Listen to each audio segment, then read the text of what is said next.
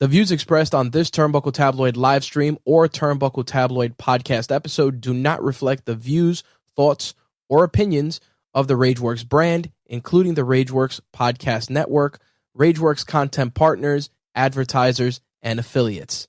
Viewer and listener discretion is advised.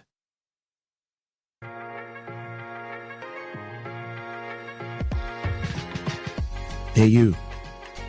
Yeah. You, the listener.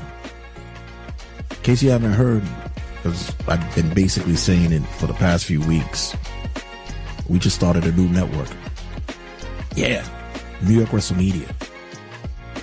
It's a whole virtual experience visually for all those connected in the world of wrestling, pop culture, live stream video games.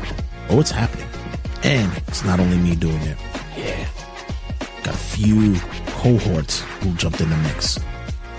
Covered subject matters as history, indie wrestling, news of the day, pop culture, and like I mentioned, video games. I know, me too. I'm excited. Make sure you check us out on YouTube, Twitch, and on TikTok for New York Wrestle Media. Follow, subscribe, like, be a part of the vibe of all things connected with New York Wrestle Media.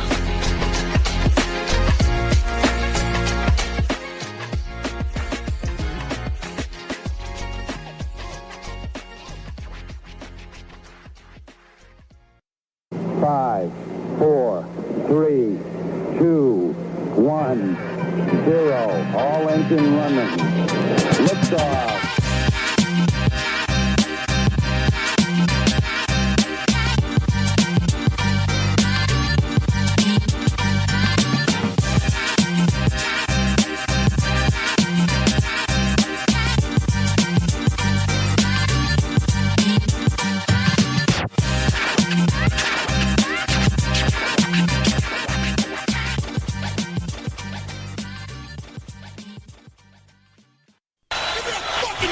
Turnbuckle Tabloid cutting a promo.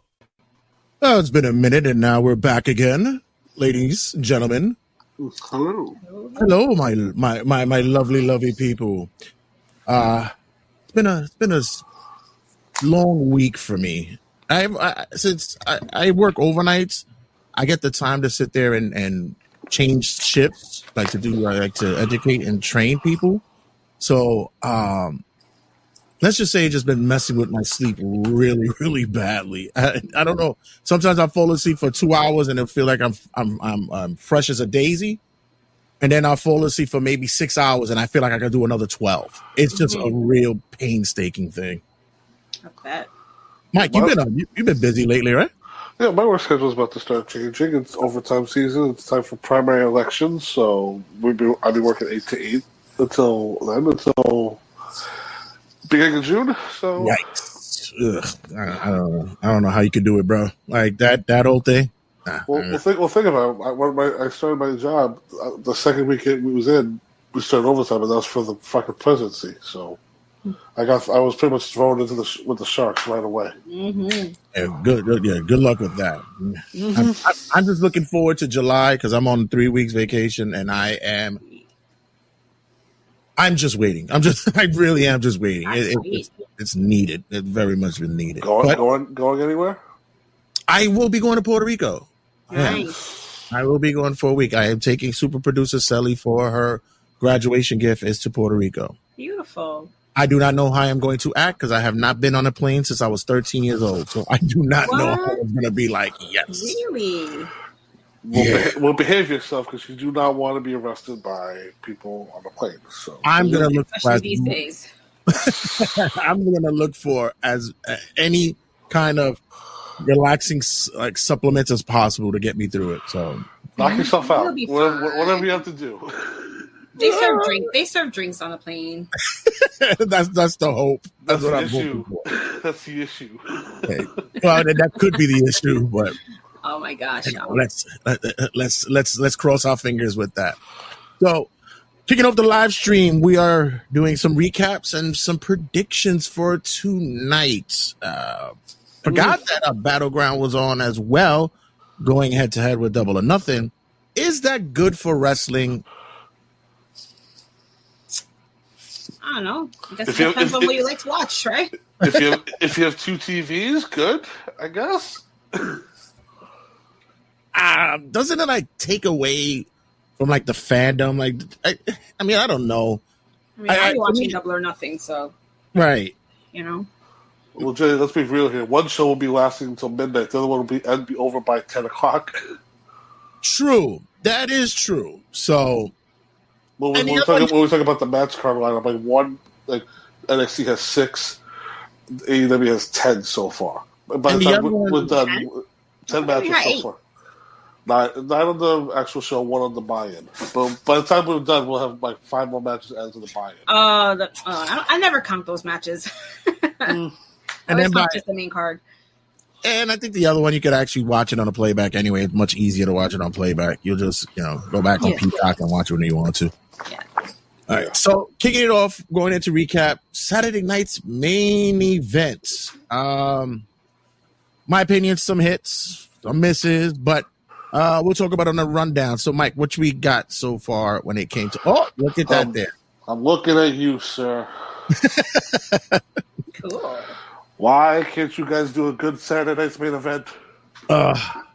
Yeah, there was some issues last night. So, What are these classified as? Like TV specials? Because it's not like a PLE. no, they're specials. Exactly, they're TV specials. But they definitely saw Battle of the Belt and said, we can do better. Meanwhile, like, nobody can do anything. Nobody can do it better. No, and honestly, that crowd last night, I don't know if they were the elderly, but a lot of them were just not in.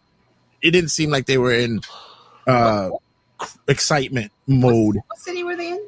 Tampa, Florida. yeah. So I don't know. It just rubbed me the wrong way. The venue looked nice, though.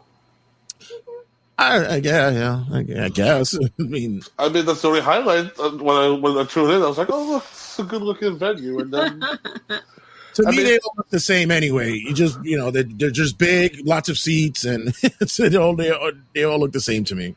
I saw all the people. Wow, awesome. What do we got? What kicked off the night? I think pretty much the best thing on the show was the opener, was the tag match. Sami Zayn and Seth Rollins versus Braun Breaker and Seth Rollins, where I always appreciate when new factions get together, they match. Like, so Breaker and Rollins had all black gear with like the very much like the gear stuff, like the SR and the Breaker stuff, like big dog type of stuff on the gear. You can see it as darkened. I like that. And Sami Zayn and CM Punk actually matched too with their color scheme on their gear too. Yeah, apparently it was pro-Palestinian. Okay. Color scheme, which much respect. Yeah. I thought Mike would know the reference to this. I thought the gear that Rollins and Braun Breaker came out in looked very much like Mutiny for the WWE 2K My Rise. They had like the whole black motif going on. Shit, the way people are acting today, there might be a mutiny against creative. We'll talk about that later on. But overall, the tag match was fine. And then let's jump straight to where Heyman pulls the foot of the referee, and then the camera's like behind Heyman, and in the far distance, we see some really big Australian jump the barricade and run towards CM Punk. And oh my God, it's Bronson Reed. He's back earlier than expected, because I think people thought he was going to be back in the fall. Yeah. Back way earlier. And the same thing, got distracted, got hit with a spear, and Breaker and Rollins wins. And then he's the third man, everybody, because apparently there was a thing going into this match where who's the third man, and it's Bronson Reed. So they shook hands. So Rollins gave him a big hug, and then Braun and Bronson. Oh God, this is gonna be annoying for reviewers everywhere when it's gonna be Braun and Bronson when they shook hands. Then CM Punk tried to come at Paul Heyman, and then Bronson went up top for a tsunami splash and just crushed CM Punk. Which, all right, I can just imagine the big goofy smile on your face. But did you see like when he cannonballed him when he first came into the ring again, and he was like on his hands and knees? I was like, yo, did he just blow out his knee on that? Because the way his legs kind of like crumbled underneath him, I was like, oh, here comes another injury on this guy. Because as soon as he grabbed Heyman's legs, because as soon as he grabbed his legs, he wasn't like you said, hands and knees on the. Yeah, that cannonball was brutal. It made it worse because you had Rollins and Brick like hold his arms and legs down, so like, all midsection Bronson connected with that tsunami splash. Mm-hmm. Yeah, are we going to be seeing that are they going to be the tag team known as the Braun Bros? Are we looking at the Braun Bros? B&B? Yeah, like I hope not. I mean, I texted her. I was like, "Give these guys the tag belts now." No. Yeah, this looks like it should. This should be a gimme by now. Was it shocking to see? The shock was for him to come back so soon. That's one thing. But was it shocking for him to align himself with Seth Rollins and this clan? Yes. Because I want to see how they're going to explain this after he was basically killing Seth all last year. Well. That was his last feud before he got hurt in War Games. Exactly. And Breaker had that face too, like he didn't know this was going to happen. Yeah, too. he was ready to confront him. And Heyman had to be like he's one of us. He was like he has the same name as you. That's not what he said. But right. but Braun was like taken aback, like wait a minute, like I thought he had that feeling like wait, is he with us? Right. And if Bronson was going to come back, I maybe would have thought he'd be aligned with Solo with the new Blood Run. Like I thought would continue on, but from Survivor Series, right? Right, but no, and pretty much everything with Seth and Bronson that didn't happen apparently. No, I mean they have to explain it because I mean that was a major storyline throughout 2024 because he kept constantly destroying Seth. So how do we go from him making Seth like a bloody pulp a few times into them now being aligned and hugging each other and all smiles? I'm just hoping that we don't get this. If you can't beat them, join them. No. We need a little bit. Now that you said it, it's gonna happen. I mean, maybe Paul Heyman definitely give him a call and said, "I'll give you money." Or if you want to be a bigger star, I know the way, sir. I just hope it just give us something meaty. Give us something meaty. Like talk about them. I don't know. Not just have we called them and we bought them off. Like that's just so cheap, quick, easy. Yeah. Yeah. I mean, the easiest thing to say is like maybe Paul called her and said, "Phil's taking your spot, brother." I don't know. Because that's who he targeted, and that's pretty much I think Punk's gonna be feuding with for the next couple of months. Yeah, because how do you explain? Like, how do you still like Bronson would have been like, all right, so if he's gonna do more damage to Seth, cool, fine, I'm with it. Like, I don't know. It just seems. I don't know. I just want to see how they explain themselves out of this little conundrum.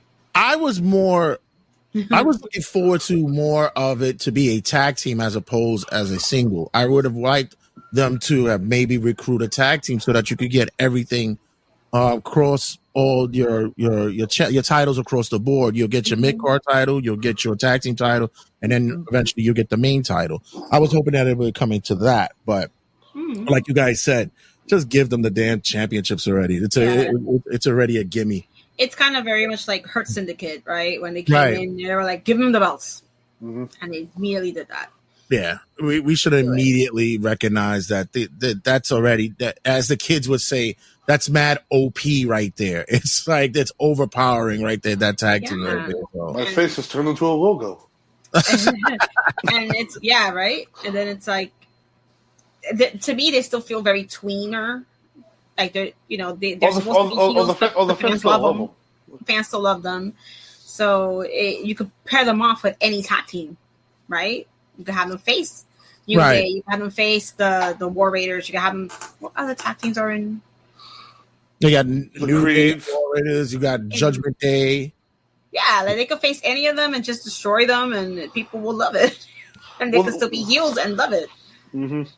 Like pretty much, we asked about the Raw 10 divisions. Like What tag division? They pretty much have 3 teams. Yeah, you heard me. I was like, what other tag teams are there? SmackDown is the one that's loaded with all the tag teams. Remember that? You should just combine those belts already again. That was which, by the way, I was happy to see the Wyatts back. And you know what? Put them in the mix for the tag belts. I mean, they pretty much have a team in them. So yeah. They could switch them around. Also, they're still not called the Dangerous Alliance, or like this faction still doesn't have a name. Not like the Heyman family. Yeah. I wonder if it's just maybe because I mean, me and you have been pitching for Theory. Get this fucking young dude. Yeah, man, give him something. He could be the mid card guy. I mean, maybe Heyman's the one that can help Waller in Theory, like Doctor Bullshit off. Because they are a team, so I have a feeling that with Theory, they're gonna probably want to turn him face. They're already like alluding to it. So that's true. And you know, guy has then take Waller then. Let him be the loudmouth of the group where he talks some shit and then they read and Breaker looking like shut up. Yeah, like him and Seth can probably have really good chemistry because you know Seth's a big shit talker too. So 2 shit talkers in the group, and the 2 quiet guys like Bronson and Braun together, I think that'd be a good balance. I mean, you have Paul Heyman, also the biggest shit talker that there is, but this is when it'd be perfect to bring Murphy back for this because he'd be perfect in the spot. He ain't going nowhere anytime soon. He's locked in. He's locked in. He actually said he likes having to work in AEW separate from Rhea because they do their own thing. Right. Yeah. He's Next not overshadowed by her. Next up, for the Women's United States Championship, we have Zelina Vega going up against Chelsea Green. Yeah. About this. Can I speak first on this? Because sure. I really don't like being the mean one, but you don't? I really don't want to. But like, look, but first off, they fucking match. So what? There's a problem. Number one. Yeah. Why are they having all the women match in their ring gear all the time now? Like, who's? Is there nobody in the back saying, "Oh wait, you guys, you can't do this"? Sorry, you do your ring gear. You look like a taxi. You can get the memo, like, "Oh, I'm doing this color scheme tonight." You know. My whole thing is like, do they do like the whole Spider-Man meme where it's like? Not even. You're wearing that tonight? Come on. I'd be pissed if I was a women's wrestler and like I'm like, listen, I want to stand out. I'm more like I'm more American than you. Is this what the whole thing was? This gives that vibe when you're going out with your girlfriends and you're matching with one of them. You're like, come on. But the more important thing is we're spoiled so badly today with women's wrestling, where we've seen so many great women athletes do what they do. Right. And then you have Zelina out there doing not 619s, 619s, because this woman can do the whole move at all. She did a 304.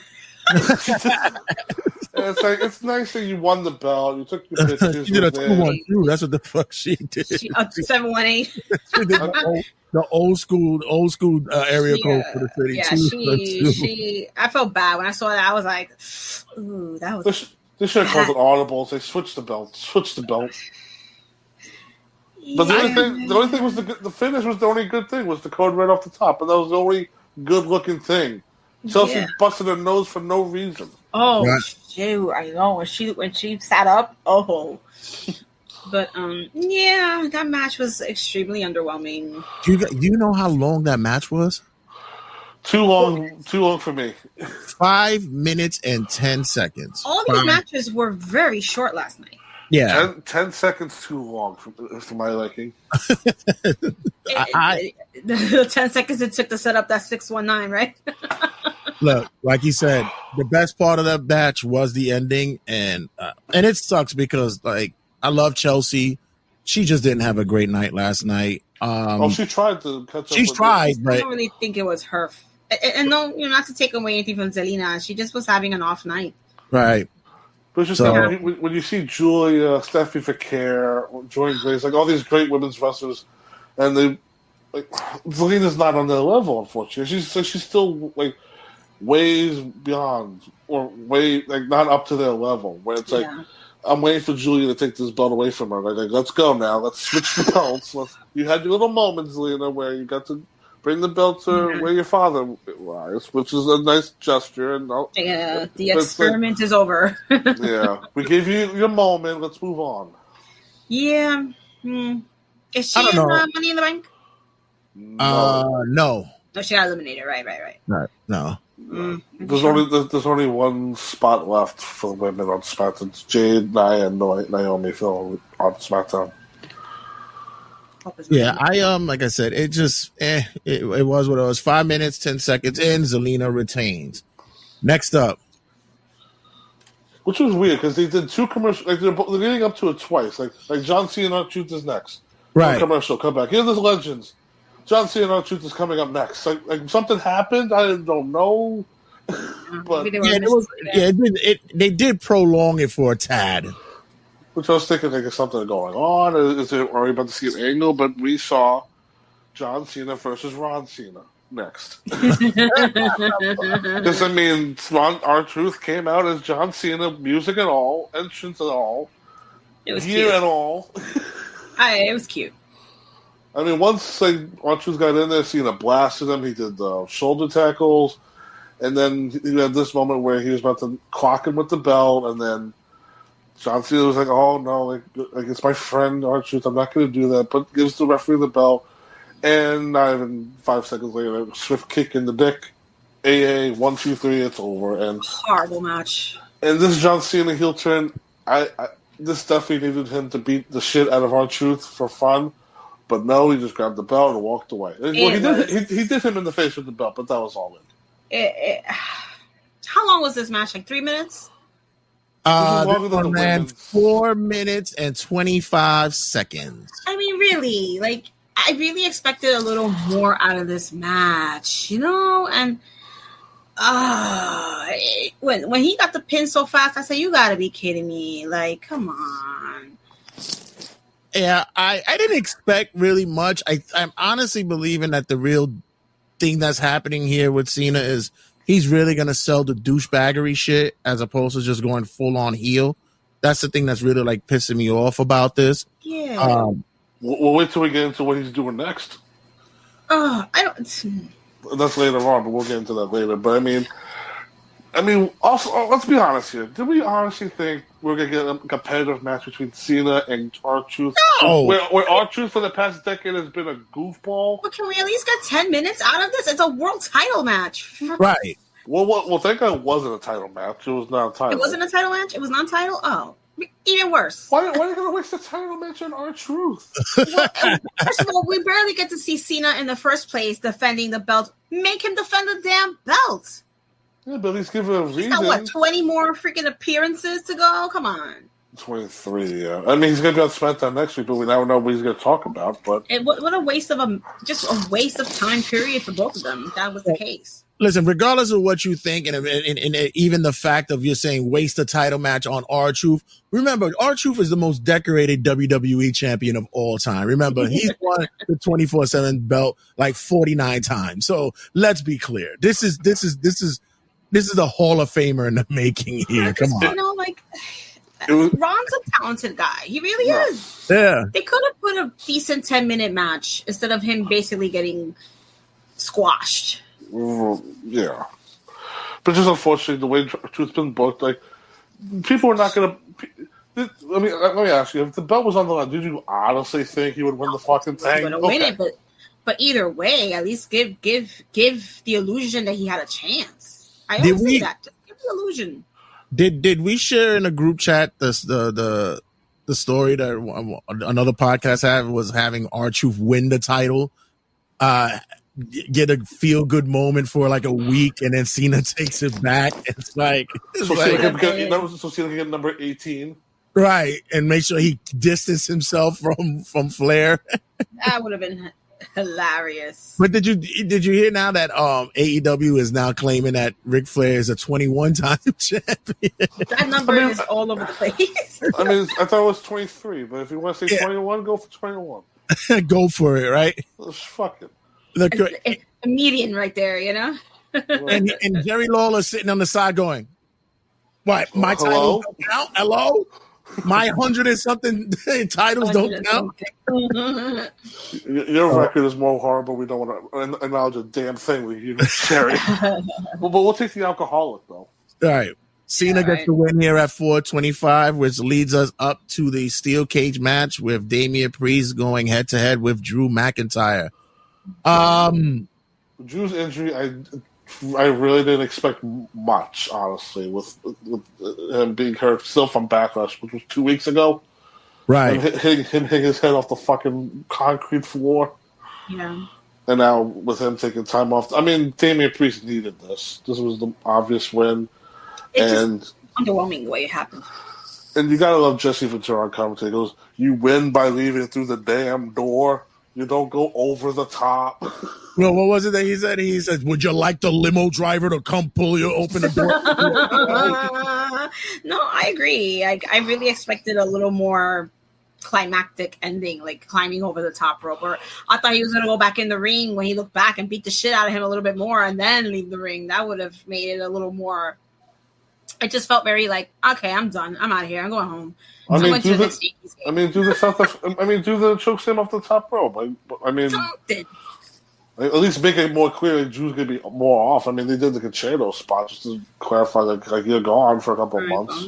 Yeah. He could have got the pin too if he wanted to.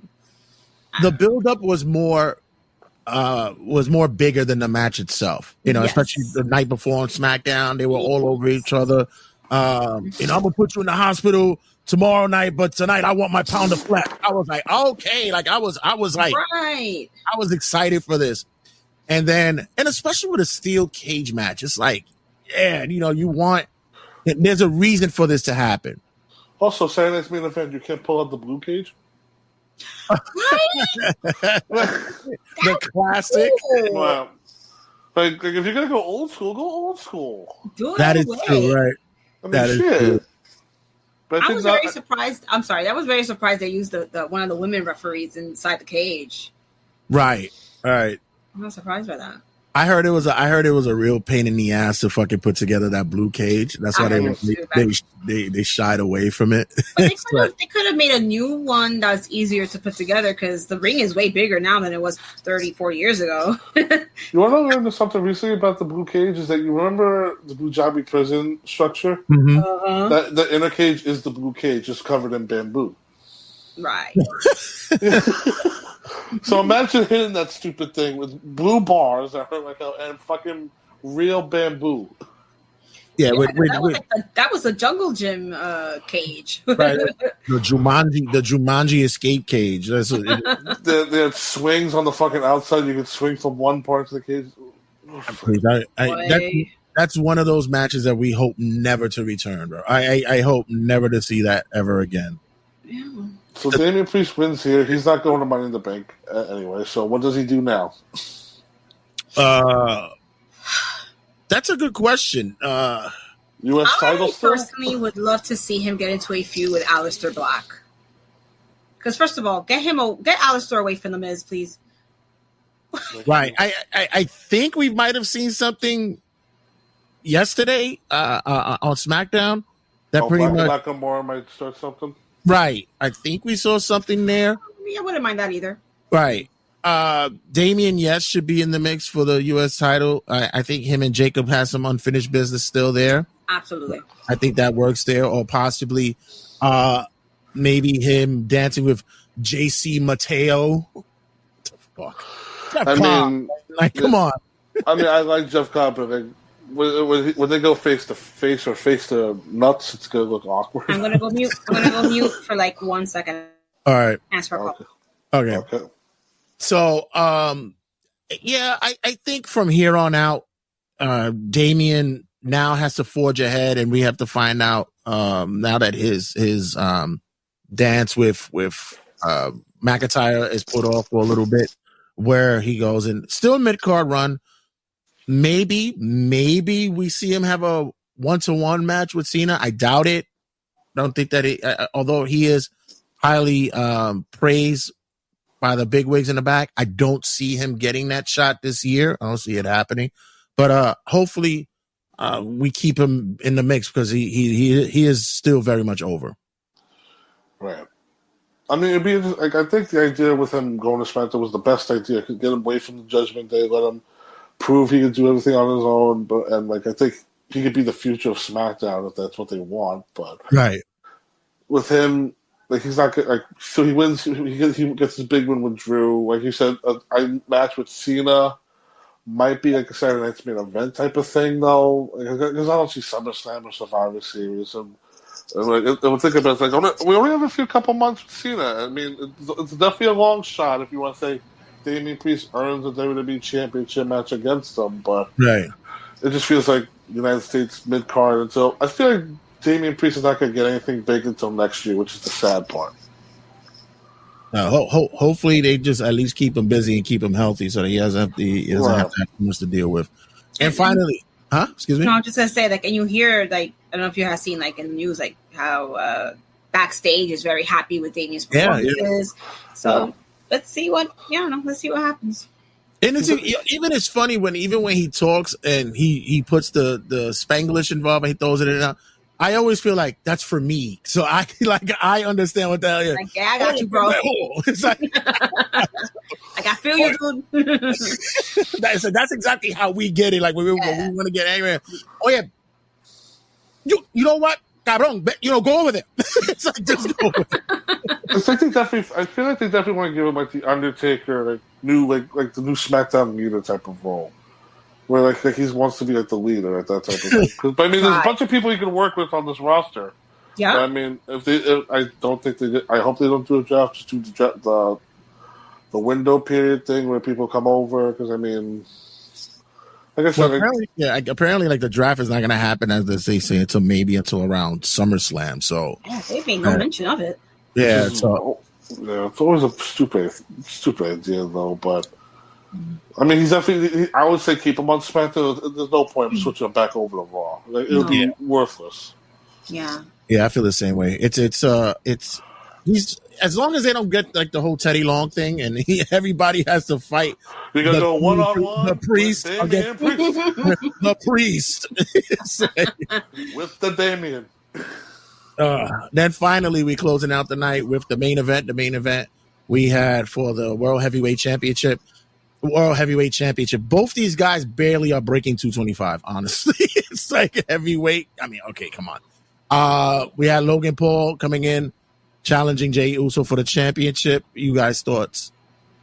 I will say when there was an earlier segment where Cena confronted Jey, and then they said at the last time. I forgot who mentioned it, but the last time we ran into each other was the Royal Rumble. Yeah, Jey said it. I eliminated you. And then John said, like, listen, I'm ruining wrestling right now. I can't wait till Logan beats your ass and we ruin wrestling together.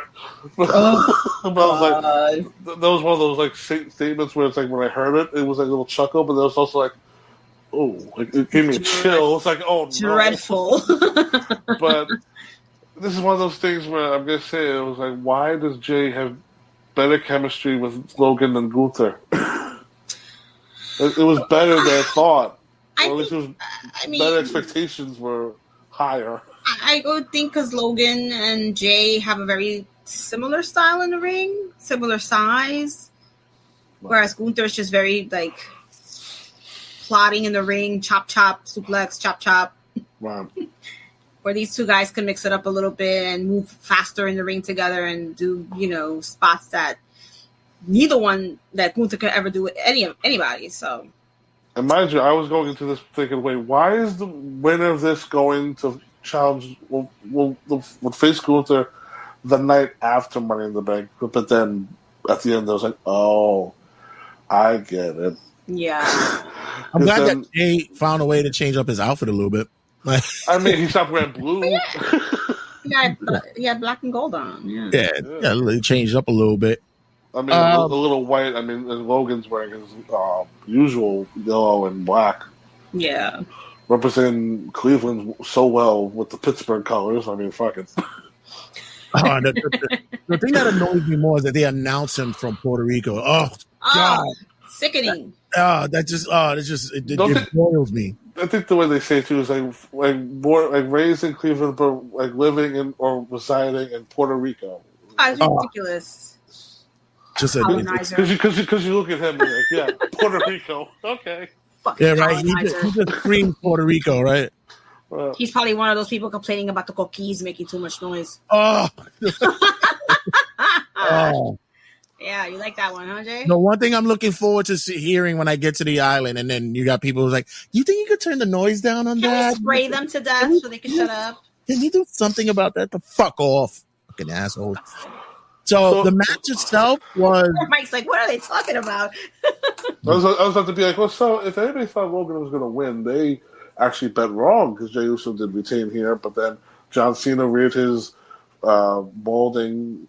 Well, no, he fixed it, but he got money, so he may not have gone. He may or may not have gone to Turkey. We don't know, but because he got money because he could have done it locally. Still looks weird physically and like white as hell. You can see the veins in his arms, but he comes out, beats the shit out of Jey Uso, and then Cody Rhodes makes his spectacular return since WrestleMania. He just so happened to be there.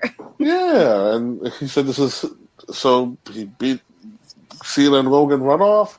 And then, as Cody's about to cut his promo, we see an executive producer. And like, let's go, hurry up! Whatever story time you're about to start, finish it.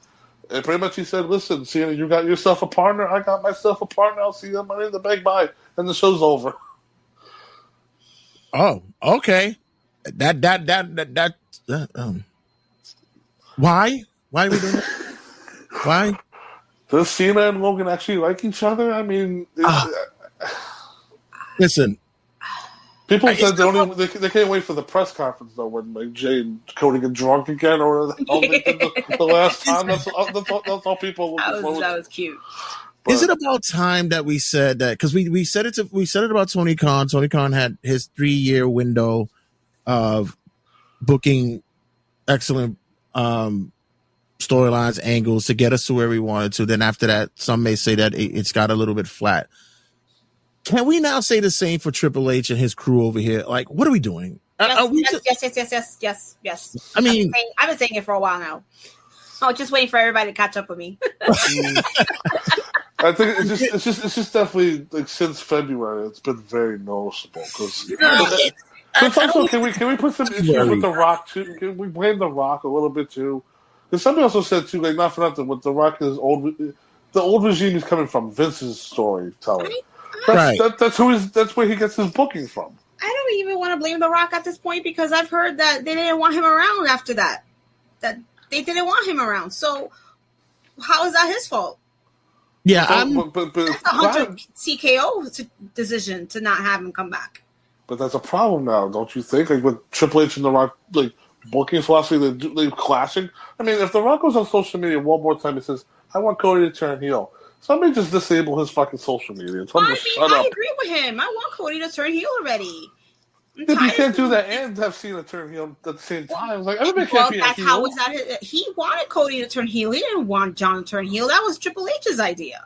Now look how that's turned out. So I was at the Seneca last night. We were watching it there, and I had a couple of people that were there. One of the bartenders, he's looking and he's like, this Cena thing, his bad guy. So even me trying to explain it, I was like, I can't even explain it properly because Cena himself is not really leaning into it for real. Like it's not organic. I sold my soul to The Rock. Why? I'm not going to tell you. But at the same time, it's like he's doing the retirement tour, and this is like everybody saying thank you to Cena while he's being a bad guy. It doesn't click. It doesn't make any sense. I think that they've hit a stumbling block there.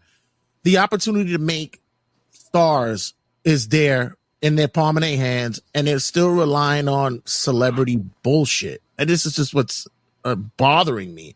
We're now hearing of talks that Travis Scott has been he's been in the PC, and they're lining up a match for him as well coming up. I'm like, are you fucking kidding me? Is this what we're doing? I did text Ari. I said at least the same Travis Scott and the tag match of Money in the Bank. At least it's Logan Paul. It's like a celebrity that we know who's competent enough to do a wrestling match. And it's going to be at least interesting to see if they tell a story there. But I mean, this whole year, I think everybody had their plans out for, like, what does Cena do? Like, people was like, oh, maybe he has this one more match with Randy. He has one match with Punk before they go off into the sunset.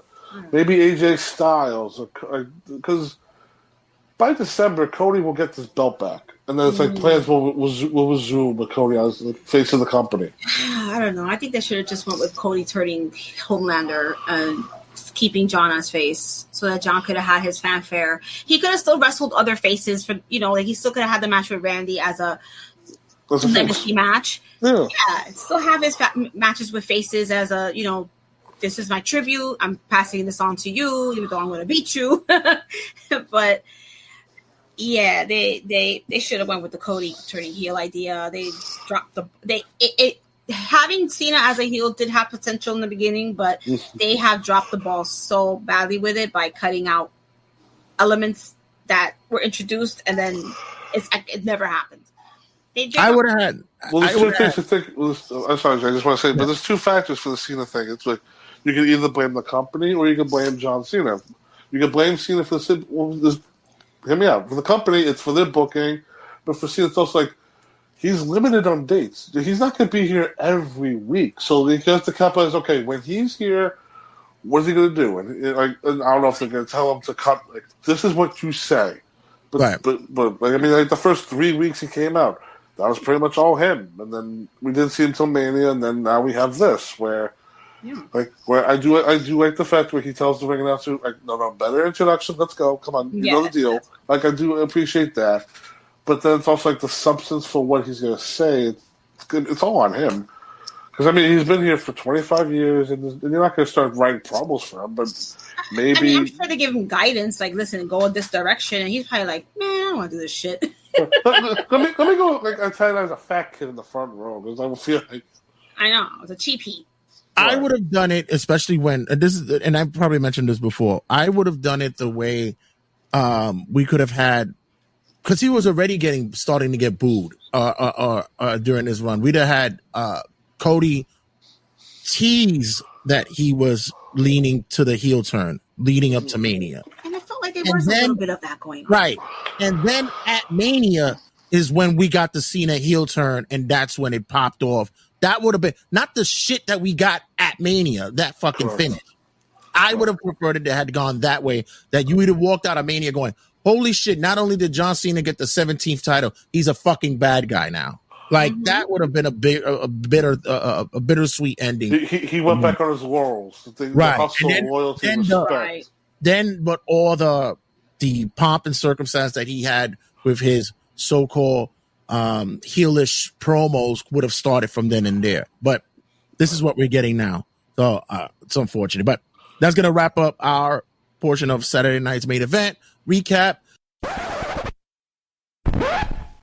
After bouncing back from the not so great showing of Saturday night's main event, we go into a Sunday, which was, well, it was loaded with wrestling. I'll tell you that much. I was even shocked that WWE would go head to head with AEW's Double or Nothing. That card was so stacked that I was probably more on the side of maybe airing Battleground a bit earlier. If he was going to roll into it, it would have been something different, but I'm going to believe that they probably lost a lot of numbers with it. They did, to say the least, I would believe that they got them back on the replay, because that was the benefit of having the Battleground on Peacock. We could watch it later, which I did. It just, I don't know. I always think that you're splitting the audience by doing that. I'm more of the, hey, if you're a wrestling fan, be family, fan friendly, give them what they want, give them both shows, just split the times. But what do I know? I'm not in business. This is what they do. So I'm going to go with the one that I watched first, which was AEW's Double or Nothing. Just to go quickly with the preliminaries, the buy-ins. We have Anna Jay with Cameron defeating Megan Bain and Penelope Ford. Beautiful women. Oh, There was just ass everywhere.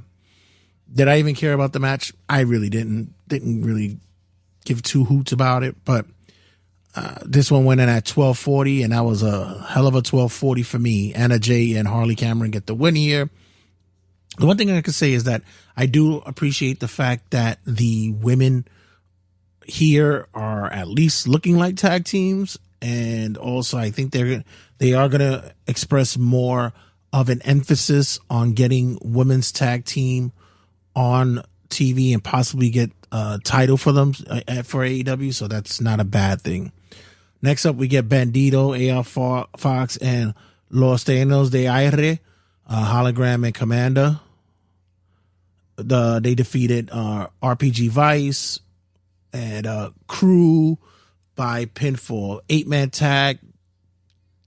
Insane match. And this was what you would believe happened in a match like this happened. There was 2 spots in here that was just utterly ridiculous.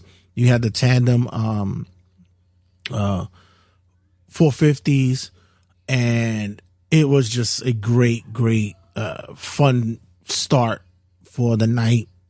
Guys were just diving bodies everywhere. So this one finished at 3:25 with Bandito, AR Fox, and Los Titanes del Aire. I guess that means the Titans of the Air. So yeah, they get the win here. Next up, we get for the Owen Hart Foundation Cup final. The winner gets a title match at All In. We have Mercedes Moné going against Jamie Hayter. I must say that this was a great curtain jerker match. The women left it all out on the line here. I was not disappointed. And sometimes I could be very judgmental and opinionated about Mercedes Moné. But tonight, she looked really good. There was like 2 spots that I was like, that looked like it could have been problematic.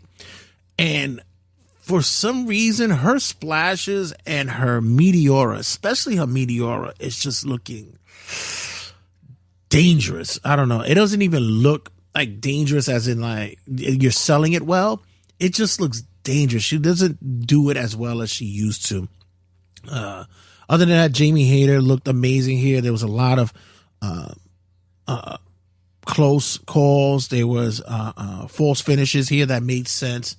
I was only perturbed really about one spot. It was a suplex off the top rope in which Monet she took the suplex from the top rope and then no-sold it. And I was like, then what the fuck is the point? What's the point? But other than that, with 21-15, Mercedes Moné gets the win here, and she will be calling her ticket at All In against the winner later on of the night. Next up, we get FTR with Stokely squaring up against Daniel Garcia and Nigel McGuinness.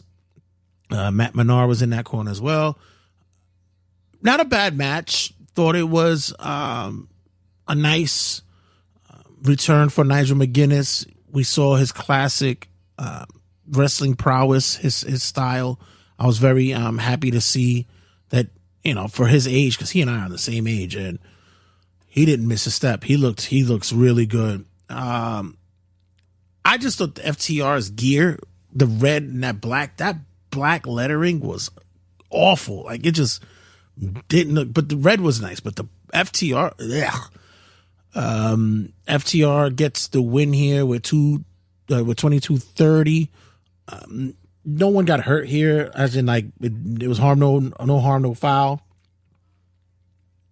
Especially being done by technical submission. No harm, no foul here for the both. Next up, in a wild and crazy match, we get a stretcher match between Mark Briscoe and Ricochet. Once again, don't even know the backstory. Didn't care. When it comes to AEW, I've been telling you guys for the longest. Don't even care. Don't know the backstory. Don't want to know the backstory. Ricochet, he's found something to do in AEW. I'm not sure. I know a lot of people are saying, well, he could have been doing this in WWE. I don't think it would have really translated well in that environment. But here, it's working very well for him. The scissor gimmick is working well for him. The spots that was done here, especially on a stretcher, is insane. Mark was just bleeding all over the place. It was ridiculous. And you would have thought that would have been just enough. But no, there was just brutality that occurred in this match. We weren't sure what the match was going to be, but apparently it's just get him on a stretcher, wheel him to the back, and just throw them in the ambulance, which is basically an ambulance match, which I guess they can't call it that, so they call it a stretcher match. Great match all in all. Whatever spots you wanted, you got it here. It was fun all around. Ricochet closes the door here with at 16:20. I actually thought this match was longer than it was, but it wasn't. But it played out that way, and I thought it was a really, really fun match. We next get for the AEW World Tag Team Championship, we get the Sons of Texas, Dustin Rhodes and Sammy Guevara, going against the Hurt Syndicate. Fun tag team match. Didn't run too long. I expected maybe some surprises here, but nothing surprising here happened. You just got hard hitting action. Sammy did a spot where he threw, and he's done this often, but I'm always impressed by it. When he throws someone across the ropes, they run under and he does a backflip over them. I always think that spot is fucking shot on. It's crazy. Dustin still looks good. He still moves well. We got to see the old Goldust nut kick shot there. But her Syndicate is way over and they look way too good here. It's ridiculous how great that these guys are. It's phenomenal that they actually get the recognition. And as I tried to mention with Ricochet, this should have happened for them in WWE. It could have happened for them that way, but they would have translated well over there. But it's just ridiculousness. Her Syndicate get the win here at 12:35. Next up, 7th match on the card. We have Speedball Mike Bailey versus Kazuchika Okada for the AEW Continental Championship. And wow, what a match. We said it. I said this was probably going to be one of the matches of the night, and it did not disappoint. Hard hitting, hard kicking, back and forth. My whole thing is Okada is like way too pretty to like be like this really bad guy. He just looks way too pretty with his silver-ish hair. But Bailey's found his home here. I know he did a lot of work in TNA and he was spot on there, but this is going to be a place for him, and he's going to be able to excel here in this company. The finish was phenomenal. I love the transition and to the it was basically just a spot on Rainmaker finish transition combination. It was awesome. So we get the winner and still your Continental Champion. We get Okada at 16:05. Next up, we get for the AEW Women's Championship, we have Mina Shirakawa going up against Timeless Toni Storm. And my Mina, oh my Lord, I forget how gorgeous you are, but at the same time, I forget how great you are in the ring. These two women killed it. Toni looked fantastic. I love the gear that they were going with for that old Wild West look. Even Luther was dressed in it. They left nothing out. They left nothing on that couldn't have been done. Everything was left on the table. Toni Storm retains here. I was shocked because I would have thought we would have got a shock victory here. Amina did one hell of a job. There was some close finishes there, and especially the working of the legs aspect. I really thought that was a good look for wrestling fans to see that there is a story when it comes to that. She really tried to sell the fact that she was beaten down on Tony's legs, and Tony was selling well for it. But we get Timeless Toni Storm, who retains here at 15:49. Then became the madness. We get the Anarchy in the Arena match. Kenny Omega, Swerve Strickland, Willow Nightingale, and the Ops, Samoa Joe, Powerhouse Hobbs, and Shibata with Nana going against the Death Riders, Moxley, Claudio, Marina Shafir, Wheeler Yuta, and the Young Bucks, Matthew Jackson, Nicholas Jackson.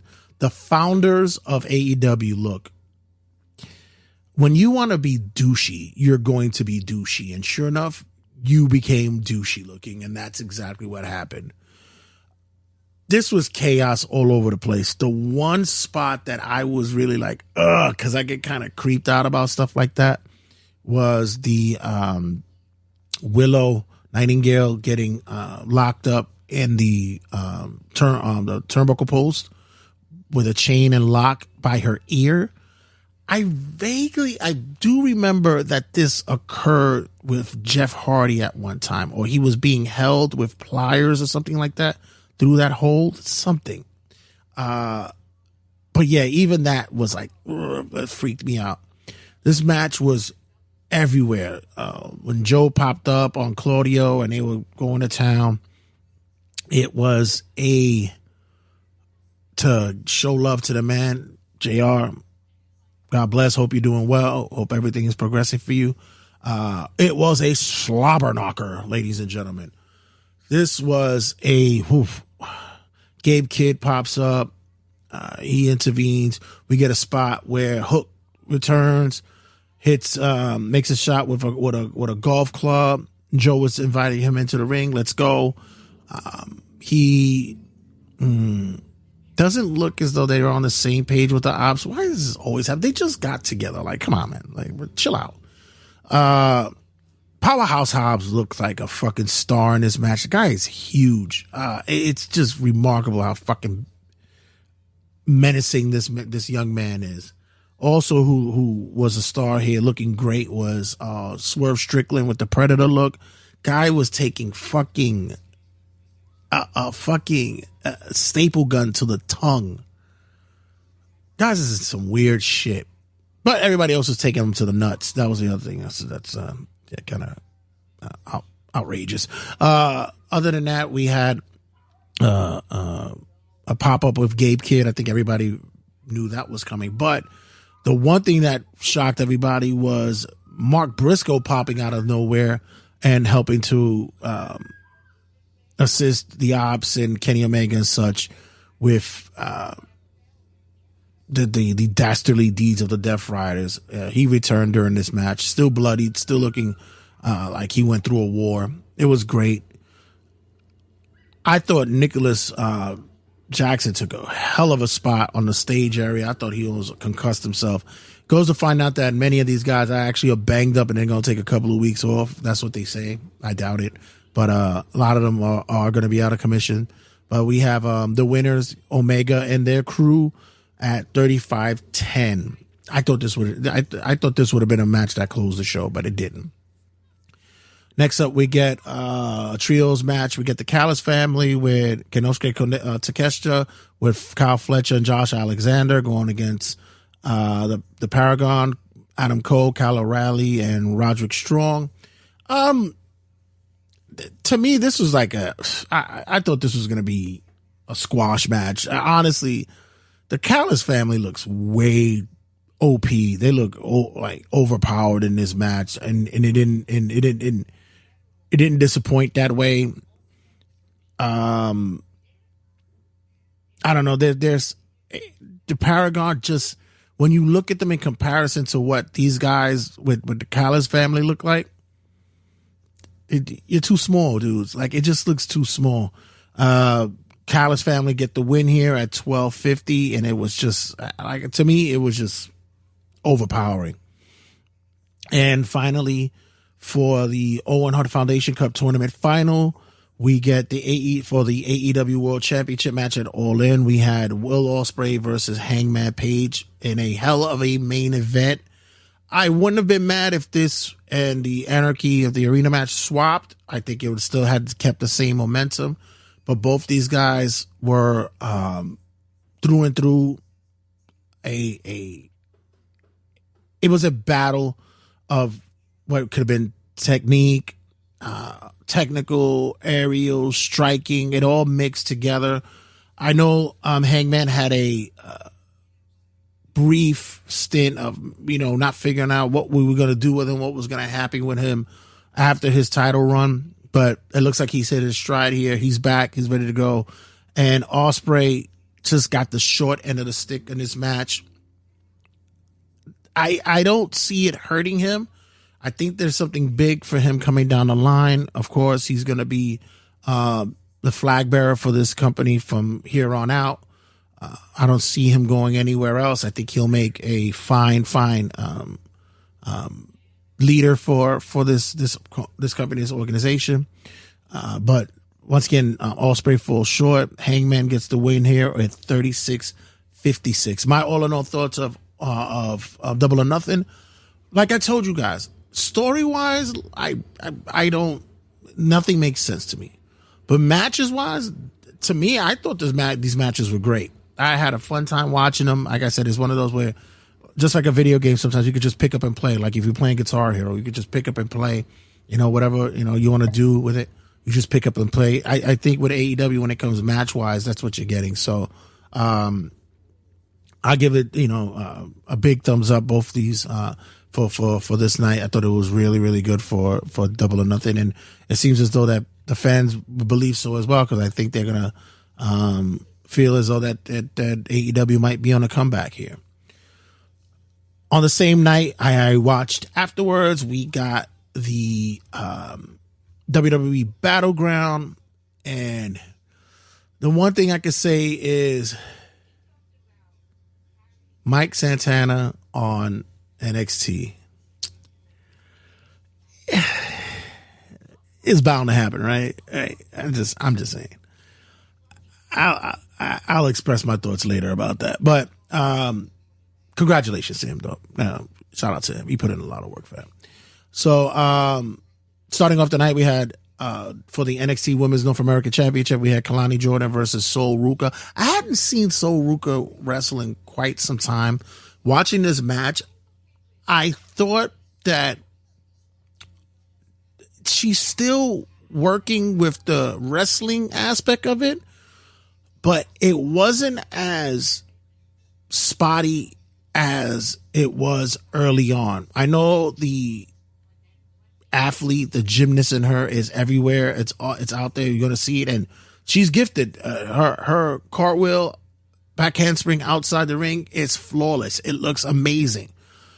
Even her finisher, it's amazing how she can hit that spot and still able to catch a person the way that she does. It's utterly amazing.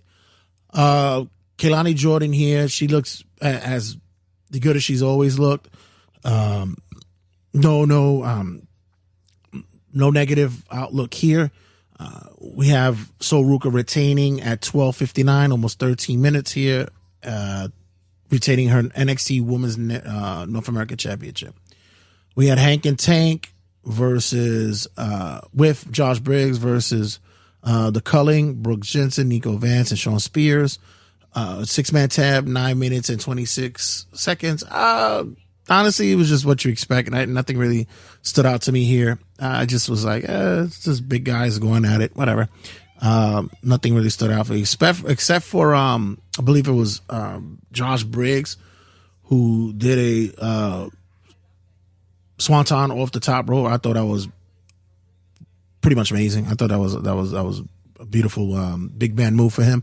But other than that, it was your ordinary match for me. Nothing really stood out for me here. Hank and Tank with Josh Briggs got the win here. Next up, we get for the family. No one goes against the family. We get Tony D'Angelo against Channing Stacks Lorenzo. Tony's always going to be Tony. Stacks looked really good in this match as well. There was times where I thought that maybe they could have ran it a little shorter. They didn't have to lag on so long. But I think this is just a testament to what Tony D'Angelo's career NXT is like. It's just sometimes you're just hanging around a little bit too long. And this may or may not be the kiss off for Tony D'Angelo. We had a form of interference, but not really. And Stacks gets the win here at 15-14. Like I said, it was good match, but for me, it just maybe ran a little bit longer than it should. For the NXT Women's Championship, we get Stephanie Vacour versus Jordan Grace. Great match. I mean, what did you expect? The best part is when Stephanie went to go for her signature move, but Jordan was able to muscle out, get her outside the ring, and powerbomb her in front of Booker T. That was chef kiss. I thought it was beautiful. Then she just gave him the look like, how about that? These women, there was no denying that this wasn't going to be a great match, and sure enough it was. I called it. Stephanie locks in the win here at 16:07. There's nothing but an upswing here for both these ladies. I expect Jordan to be in the main roster like soon. They really need to start shaking it up there and put some of these ladies on notice. So yeah, Stephanie retains her women's championship here. Follow that with the feel-good story of the night: Miles Bourne versus Obafemi. God, that kid just, if that's a fucking Randy Orton clone at his finest. He might not be as tall, but everything else just matches Orton for him. Even the way he moves. The only thing is that he's not really, Randy doesn't do any, topes outside the ring and such like that. But even still, just the moveset and such looks good. He hung in there. He was toe to toe with Oba for a while. Oba is he's just massive. There's going to be a lot of problems when he finally makes his way up to the main roster. There's going to be a lot calling for that man, and it's going to be something. Both these men going back and forth. I thought that much respect due. Miles Bourne looked really, really good here, but he takes the agony of defeat here, and Oba retains his NXT championship. And finally, after we heard earlier that Mike Santana will be facing the winner of Joe Hendry and Trick Williams for the TNA World Championship, he'll also be making his appearance on Tuesday to go against Heights in a match.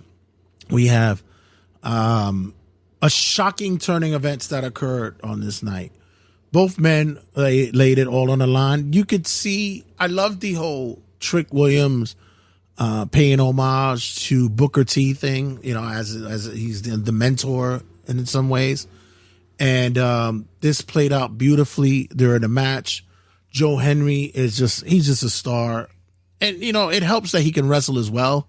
I know a lot of people will say, it's like, well, what really overshadows him, his personality or the wrestling? No, he actually does both well. So, but we have a miracle of all ages. What we didn't know what was going to occur, it occurred. Trick Williams becomes your new TNA World Champion on NXT. You kind of got a feeling that something was going to go down, especially when you see the president of TNA in the audience. So it was like, this could be interesting. But, well, if you believe in it, it happened. Trick Williams is your new TNA World Champion. And that was done in almost 15 minutes. All righty, guys, that's going to wrap me up here for cutting a promo. When we come back, we'll be doing wrestling rundown. A lot of news stories to talk about. Make sure that get your logbooks and get your opinionated ears open, because I got a lot of stuff to say about what's going on in the news this week. So, guys, as always, don't go anywhere. Stick around. We got much to talk about, and check you guys in a sec. It's Wrestling Rundown with Jay Santy. Live from New York, it's Turnbuckle Tabloid.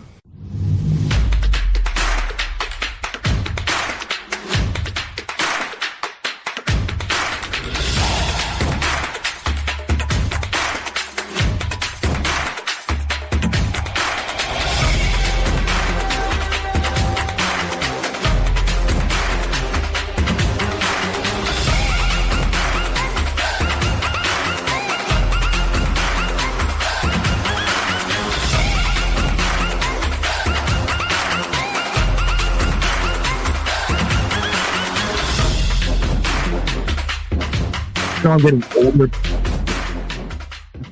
All that stuff that you take for like heartburn and such, it's not really working.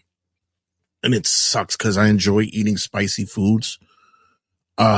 Especially after a night of drinking, I'd like to get me like some hot wings, some buffalo wings, or especially like Popeye's ghost pepper wings. Oh, that'll kill me. And then in the middle of the night, I'm having to get up and have to drink milk to calm it down. So I've been trying to take some pain relievers and some acid relievers to deal with that. Ugh, fucking sucks getting older. Jesus.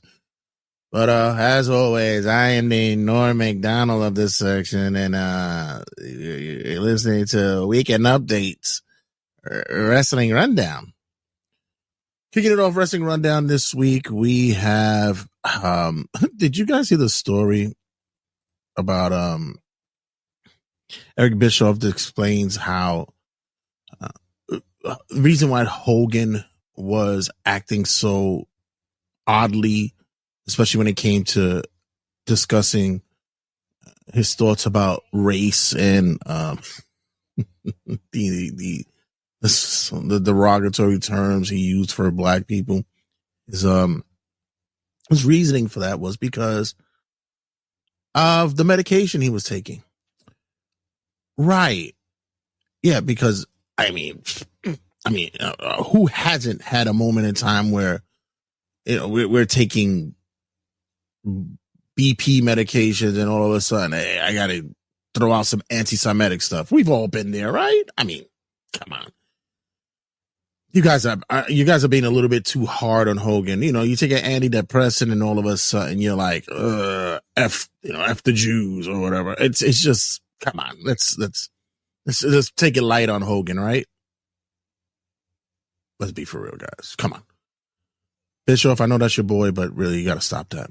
Really, your boy's is in another world right now, and I don't think there's no coming back for him unless maybe you're in the same world with him.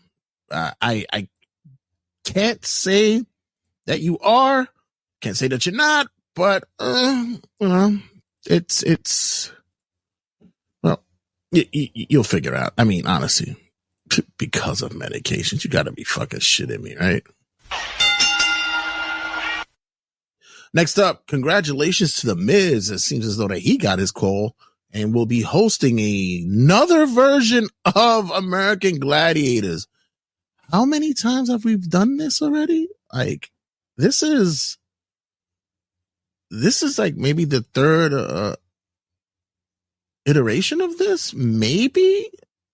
Listen, I'm not mad at this at all. As a matter of fact, I am a huge fan of the American Gladiator series. It just brings me back to my childhood. I love it. Please give me more. I love to see, big bodybuilders, men and women who are part of a fake sport and challenging people and to prove that they're dominant in whatever field of excellence. Oh, wait a minute. That's pro wrestling anyway. Any case, yeah, listen, let's go for it. Hell, with like weird names like Zap and Blaze and Gunner. And, there was a Gunner in wrestling too. Well, you guys know what I'm talking about. Any case, honestly, I used to love fucking American Gladiators when I was growing up. My man, Two Scoops. Fun fact, Rico, remember Rico? Yeah, I believe he was, if not a champion, he was a runner-up for American Gladiator. So you might find some talent there. So who knows? So there's been talks on when Evolution will occur. So apparently now they zeroed in and Evolution will occur now. I believe it's July 12th and 13th. Not both days, but on one of those, because that weekend is slotted. It is allotted for Saturday night's main event, Evolution, and I believe it's one other. I think it's an NXT show, and it's going head to head with AEW's All In. Wow. I mentioned it before. I'm not a big fan of splitting the audience like this, but I guess it's business. I don't see what's the benefit for this, but I guess WWE does. I think their last PLE with Battleground going against Double or Nothing might have hurt that audience, or maybe not, because unless they're relying on the fact that people will watch the replay, that works for them. And I think that's what always is the comeback for that too. That people are going to watch the replay. All In is also slated to start earlier that day. I believe the East Coast will get it like at 3 or something like that, because it's in Texas. So, well, good luck with that, because that's going to be hot as balls out there. Jesus. Good luck. Yo, oof. We get them ACs running. So there was talk that Willow Nightingale was on the WWE radar before she re-signed with AEW. WWE were interested in her. And why not? She's a talented young lady. She's a hard worker, and we saw her this past Double or Nothing put in that work. I know she would be an instant fan favorite. Crowd would love her. And yeah, like I said, she can fill out those slots of which the female fan like Bailey type role could easily transition over to. So I think that would have been a great pickup. But apparently she resigns with AEW, and she's very happy where she's at, and congratulations for her for grabbing that bag. Good for her, girl. That's what I'm talking about. We've all heard the diagnosis in which JR has shared with the wrestling world. He announces that he has colon cancer. Apparently, they have caught it early. And this past week, it has been announced that he has had successful surgery. They believe that they've gotten all of the colon cancer. And right now, he is stabilized. JR has admitted and said that he does not plan to retire.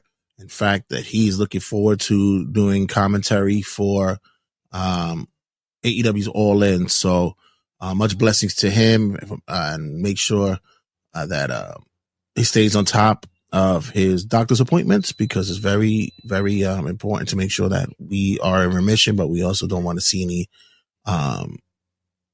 sneaky returns of the C word. And hopefully our boy JR, who's been through so much in the past few years, is able to beat this one as well as he beat the other one. So stay strong, our good man.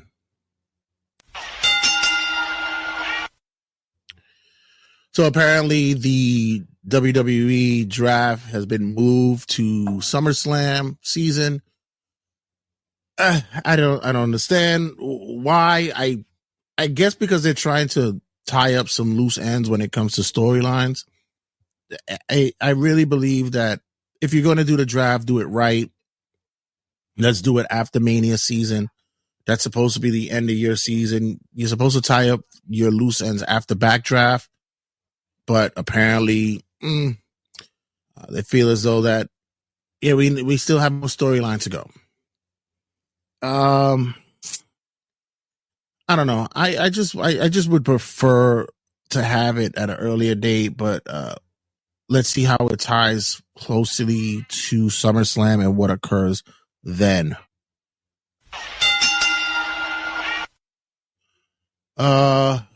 Billy Jack Hayes. You guys might not remember or know who he is, but he's my era. Was with WWE for a click, but he was mostly known in the northwest region of the territories. Apparently, Billy Jack Hayes, who was on trial for murdering his wife, has been deemed unfit for trial. Apparently, it seems as though that the man has had an evaluation, mental evaluation, and it is deemed as though that, yeah, he doesn't look like he could be able to answer his own questions and such. So Some are stating that he might be dealing with early onset of dementia. So yeah, this is an unfortunate situation, but sad story.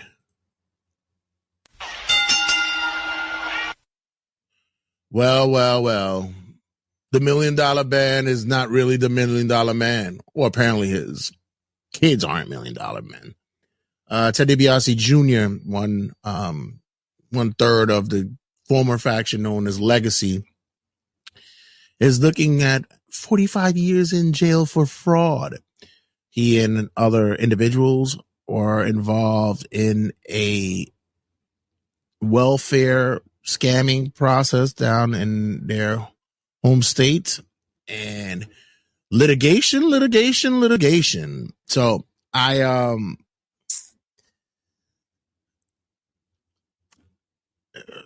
hope they pay $1 million for their lawyers, because 45 years is pretty much a long time to be locked up, guys. I never seen a relationship get so much traction and so much hate in such a short period of time. It's been announced that Stephanie Vakua is dating Miles Bourne from NXT, and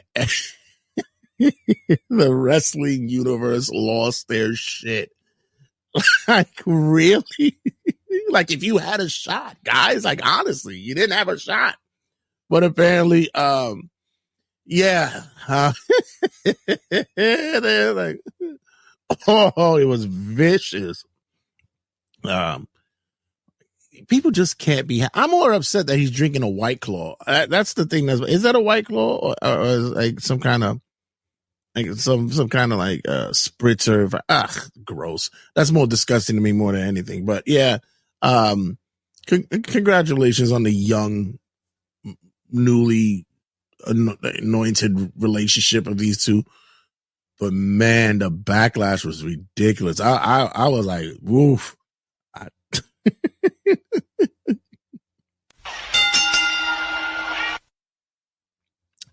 Shout out to Damian Priest for being honored with his own street in the Bronx.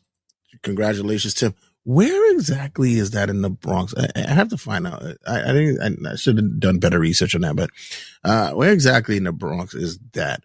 All I know is that somewhere up there, there is the smell of Cuchi Frito restaurants going. 1 or 2 robberies are occurring, and they may not be a couple arguing outside. All in that one area. It's all happening on one block. That's happening right there. Listen, I can say this. I'm from New York City. I'm from Brooklyn. And whatever occurs in Brooklyn happens in the Bronx 2 times more. So, yes, I am aware what happens up there. But congratulations to Damian Priest for his honorary street in the Bronx. And hopefully his name will carry some weight and that there will be less crime that occurs up there. Thank you, sir. Thank you. Where's my sound effect? Oh, there it goes. So a couple of weeks ago, I just found this funny. I know this is kind of late, but a couple of weeks ago, Collision was cut off 30 minutes earlier for the movie Black Adam. Irony, huh? The Rock actually cut you off. A shitty Rock movie at that. That is terrible. Suffice to say, the AEW numbers for Collision on Saturday are actually doing a little bit much better. And there were some issues as well that occurred on Max. That seemed like they got their feet cut as well. And they thought it was only on the East Coast that this happened, but apparently this happened on the West Coast as well. So The Rock does it again, right, ladies and gentlemen? Wow.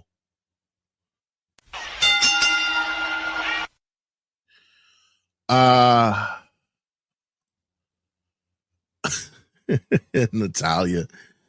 I love this woman because she's now at a area of her career where she's just like on some I don't give a shit mode. Like I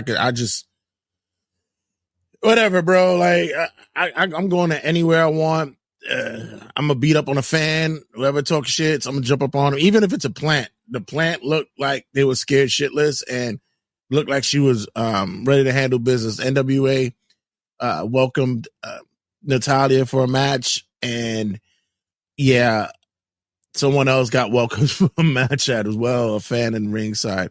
You go, girl. That's how you stick out your claws. You represent your catness, your feline ways, and let them know that you ain't taking no shit. That's right, girl. So apparently, Saraya, the artist formerly known as Paige, was approached by a fan. I believe it was during the signing, and the fan wanted to get a little up close and personal with her. So personal that he wanted to kiss her on the mouth. Ew. I mean, you guys go too far, bro. Like, honestly, this is boundaries, dudes. And some of you guys are just like the worst individuals to have to be around in the first place in society. But then now you're imposing yourself on wrestlers and being even more creepier than you are in regular society. You just wrap it up another notch, and now you're just like creep 2.0 and shit. Like, come on. I don't. You're lucky that listen. She's like a legit fighter. Like, she'll bust your ass. Like, seriously, regardless of what it is, she's not gonna play. But at the same time, you're lucky that there isn't like a real like some dude around her that like handles this shit and will fly you somewhere. I don't. It's just like those guys who take pictures with the wrestlers, the female wrestlers, and they're grabbing them from behind and they're hugging them like if you're at a prom. What the fuck is? I don't get it. Never. It escapes the mind to believe that. I don't even like bothering wrestlers for pictures. It's rare that I'll be like, hey, you'll take a quick pic, because it's rare that I do that. I don't like do. But then to have the gall, the audacity to kiss him on the mouth, like want to kiss them on the mouth. Dude, come on, man. We got to do better, bro.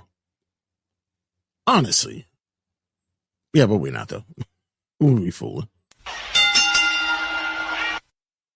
Congratulations to Darby Allin, who has made it to the top of the summit of Mount Everest. I know everybody was sitting there talking about Darby's going to show up at Double or Nothing. Did you see how long it took him to get up there? Do you think he's just going to jump off the top and like immediately land that fast? No. I can't say this is the first time that we can honestly say that AEW is on the top of the world right now. Damn it. I wish I had my drum second. But congratulations to Darby Allin. That is a tremendous feat. I don't know about y'all. I wouldn't have been doing it. Fuck what you heard. And these are like, people have died doing this shit. Like, no, I'm good. Thank you. Thank you for doing it for me, Darby. Thanks. God, you're awesome. So we've already seen that we have some movements that occurred onto the main roster from the NXT realm. We got quick moves that occur with Julia making it already, made her way on SmackDown, and Roxanne Perez is already shaking it up on Raw, possibly getting into something frisky with Dominic Mysterio. But we're also getting some news that there might be some big moves that are occurring in the next couple of weeks as well with the NXT roster, the shakeup that's happening. We have gotten some news that maybe Ricky Starks and Ethan Page are about to make their way up to the main roster.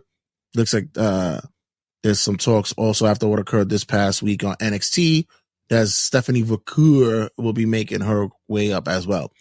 Let me tell you something. That women's division is going to be put on notice. If you guys wasn't getting over before, you better start getting over now, because, man, there is going to be problems. It's like in a dollar and fucking and Players Club. I don't want no trouble. Well, there's going to be some trouble when you get those women that go up there. Can't be sitting on your laurels, man. They go ready to showcase and show ass. Some of y'all better be getting ready to start finding something to do, or maybe kick down a notch. Maybe I should go back to NXT. Maybe put that the other part of the division over down there. Help them down there, because when you got women who could showcase like a Julia or Stephanie or Roxanne, something going down.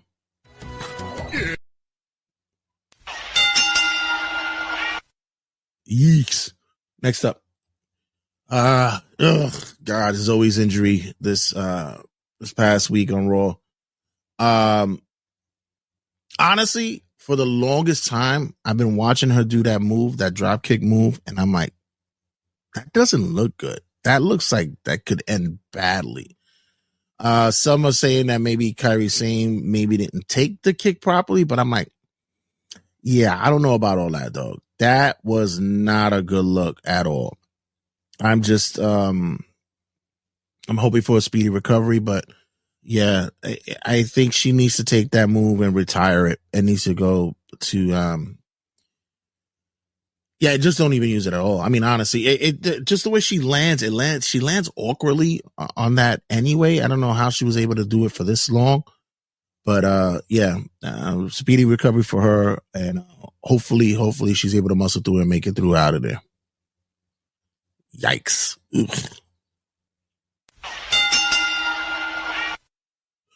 It is believed that Ace Austin's contract is up with TNA, and there are talks that he may possibly be making his way to AEW.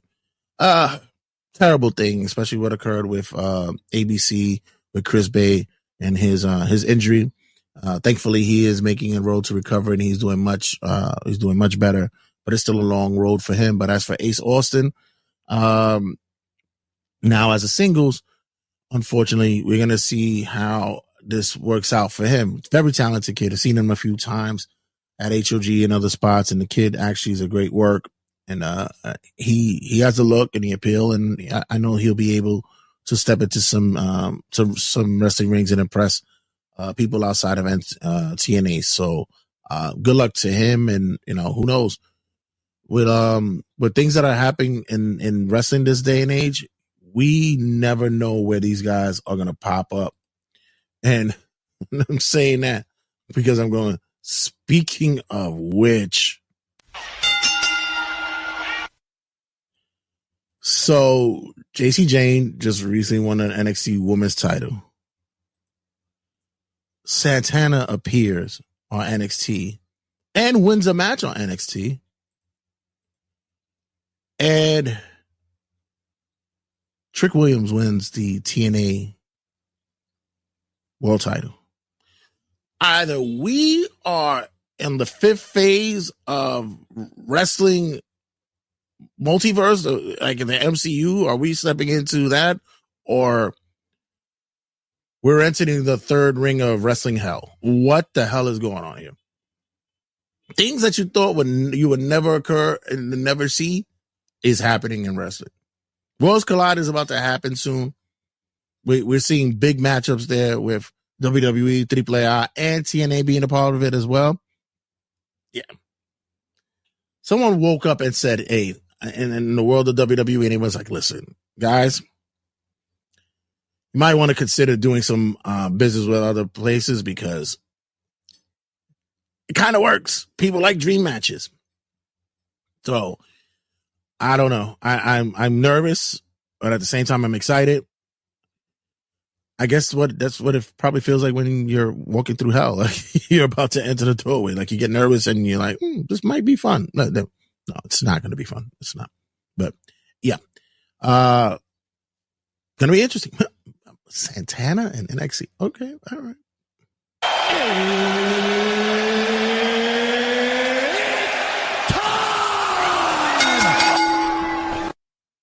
And finally, to close it out for Wrestling Rundown, for main event, we have WrestleMania has moved from New Orleans back to Las Vegas. And the consolation prize for New Orleans was, hey, you guys get Money in the Bank.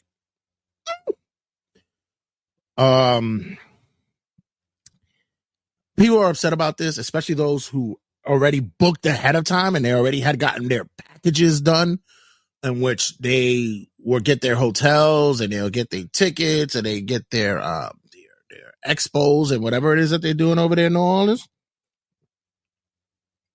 And so far, it does not seem as though it's refundable. Yikes. That is horrible.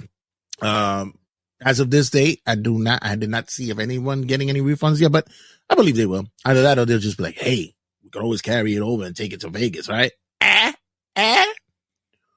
So, people were upset about what occurred here. And I just said, you know what? There's only one source to be blamed for in this. And it's wrestling fans. You guys you're at fault. It's you guys' fault. I don't ever want to hear you guys complain about the economy. Don't want you guys to say that, hey, I can't buy eggs. I can't buy milk, chicken wing, oxtails. I mean, I can't even get fucking oxtails. That's crazy. You see how much oxtails are? It's ridiculous. You might as well buy diamonds in the supermarket because that's how much oxtails are. I can't even imagine. I don't even eat oxtails, but I know a lot of people enjoy them. But apparently, you guys can't complain about buying shit anymore. SummerSlam tickets it's insane. Like I'm not even looking to even want to be a part. I said the closest I would do probably is to do probably one of the nights I'll do what you call it in the parking lot, and when you're out there partying and you know that shit. But no, I'm not. Nah. It's you guys are to blame. They made their biggest money tailgating. There you go. It just hit me. I'm telling you, getting old. I can't take I can't take spicy foods, and the brain is getting shot. You guys, you gave them the biggest payout in WrestleMania history in Vegas. They did everything. They did financially well. Did you not think that they would do this again? We got to run this back. It's crazy. What? The biggest payout? What? No way. Let's see if we could do it again. Let's make magic happen again. And you know what? Wrestling fans will do it again. You guys will make it happen again. And mind you, WrestleMania last year wasn't really that good. It was okay. You know, night one has problems. Night two, much better, but it was an average Mania. It wasn't nothing crazy. And y'all still was like out there partying and spending money and what economy? You crazy? Like, we got tariffs. We don't have $3,000 iPhones. What? I'm buying WrestleMania tickets. Fuck that. What? Cars? Please. I'm gonna pay another $10,000 on top of a car. Add $10,000. Oh no, WrestleMania tickets. Ridiculous. I'm not mad at them. Apparently, London, who's been looking forward to getting a Mania, it seems as though that they're having problems with that because it looks like with the fees that's going on that side, looks like it might not be possible. So they're possibly going to be a long wait for that. But other than that, like, I'm just like, you guys really didn't think this was going to happen. Let's be for real. WWE knows what they're doing. They pretty much had it on the mind to say, hey, guess what?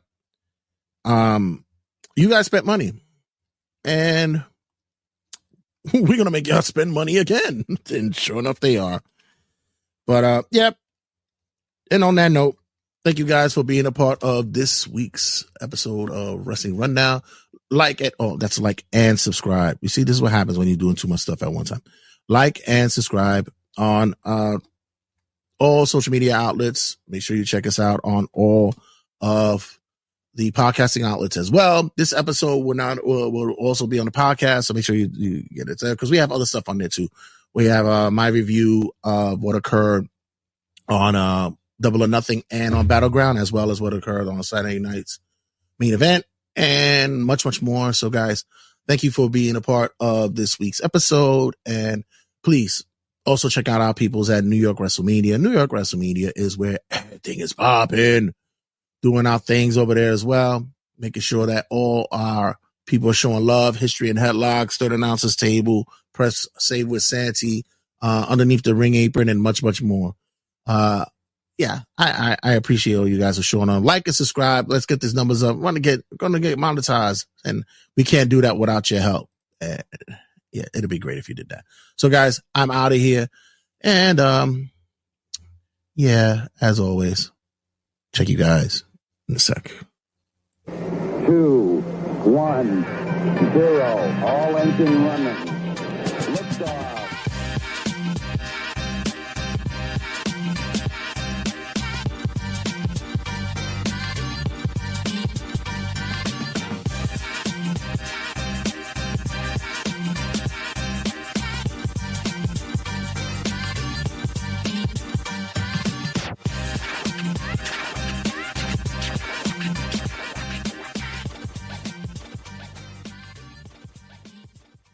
Turnbuckle Tabloid.